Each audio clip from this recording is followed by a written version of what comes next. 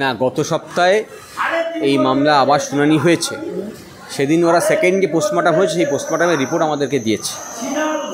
আর যেহেতু তদন্ত এখন সিআইডি করছে, ফলে সিআইডিকে ফার্দার তদন্তের যে রিপোর্ট সেটা দিতে বলেছে। আমরাও দেখতে চাই যে এই যে থানার ওসি এবং যে ইন্সপেক্টর যার এগেন্সটে আমাদের অভিযোগ ছিল, এদের দুজনকে মার্ডার কেসে অভিযুক্ত করছে কিনা। যদি ওদের বিরুদ্ধে মার্ডার কেসের অভিযোগ না নিয়ে আসে, যদি তদন্তকে অন্যভাবে অন্য ডিরেকশানে নিয়ে যাওয়ার চেষ্টা করে, বা আমরা যদি দেখি যে তদন্ত সঠিক পথে আগাচ্ছে না, বা যা এভিডেন্স গ্যাদার করার কথা এই তদন্তের কালে তা নিয়ে আসছে না, তাহলে পরবর্তী যেদিনকে আবার বোধহয় 30শে সেপ্টেম্বর এই মামলা শুনানি আছে, সেদিন আমরা আদালতের কাছে তুলে ধরবো, যাতে এই তদন্তভার অন্য কোনো এজেন্সির কাছে তুলে দেয়। আমরা দেখি দোলার যে থানার ইন্সপেক্টর, তিনি এখন সেই থানায় বল আছে,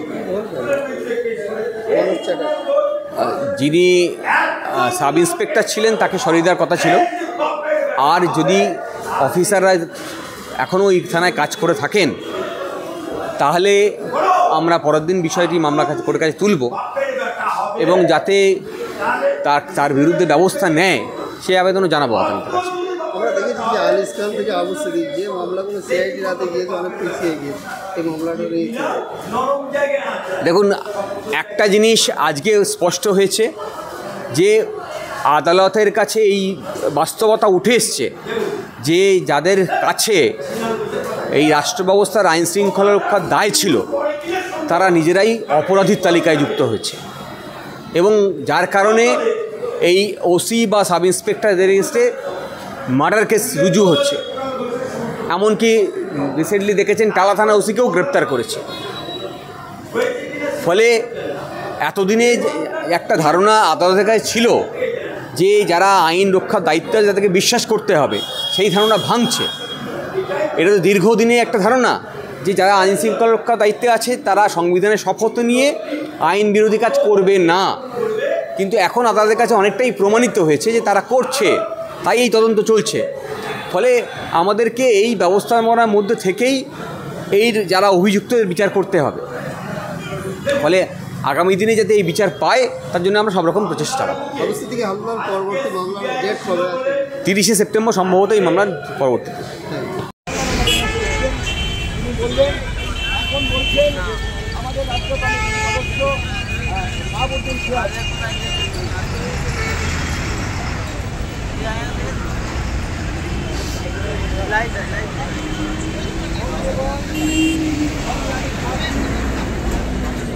আজ ভারতবর্ষ একটা ভয়াল পরিস্থিতির মধ্য দিয়ে হাঁটছে। আমার বাংলা তার কোনো অংশে কম যাচ্ছে না। আমরা রাজ্য থেকে দেশ প্রতিটা প্রান্তে প্রান্তে আমরা একটা জিনিস লক্ষ্য করছি, যেখানে সংখ্যালঘু তাদের উপরে নির্মম অত্যাচার নামানো হচ্ছে।